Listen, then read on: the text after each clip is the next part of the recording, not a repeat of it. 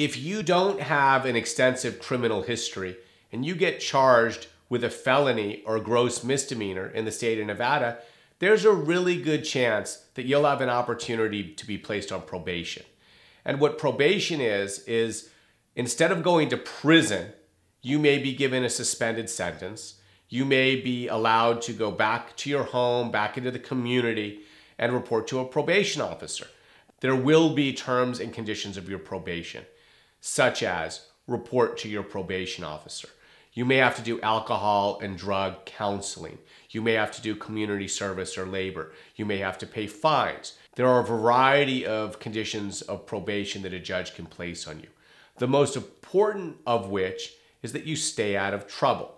Because if you violate the conditions of your probation or you pick up a new case, you're looking at a probation revocation, also referred to sometimes as a probation violation. Normally, the way this comes about is, for example, if you're arrested on a new charge, when your probation officer learns of it, they're going to send a report to the judge telling them that you've had a new arrest. Or if you fail to complete the terms and condition, they're going to send a report to the judge requesting a revocation hearing.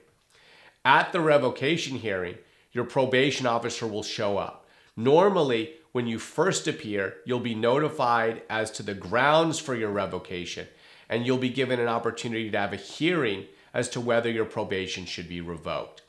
There is an opportunity for your attorney to either negotiate with the probation officer on a recommendation to the court as to what your violation should be, or the prosecutor and the judge can also play a role in those discussions. Now, just because you've been charged with a probation revocation, that does not necessarily mean that a jail term is going to be imposed. So it's really important that you hire an attorney that can go in there and argue to the judge why your probation should be reinstated, perhaps with a modification of terms. So if you were having an economic setback because you had been placed on probation and you lost your job, you had developed a drinking problem or a marital problem or a drug problem, courts are somewhat understanding that people go through difficult times. And judges don't automatically want to send people to prison for violating their probation. Sometimes you can get a second chance.